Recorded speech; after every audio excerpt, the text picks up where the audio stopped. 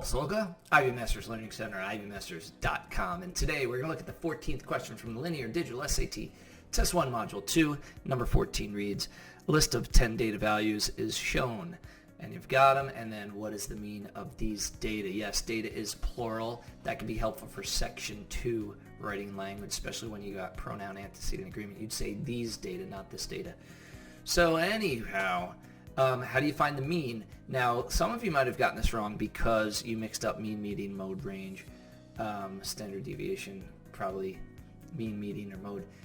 Mean is the average. This is how you remember it. It's mean when your teacher makes you find the mean, because that's the one you've got to add and divide. You got to do like the math for it. So how do you do it? You add and divide by how many. That's the mean. It's commonly known as the average. So how do we do this? You could add it by hand, but it's just easier to plug it into your calculator, plug it into Desmos.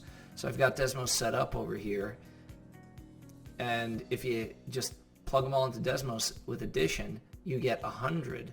So what's the average? What do you got to do? What's left to do? You've got to divide it by how many? There's 10 values. You divide it by 10.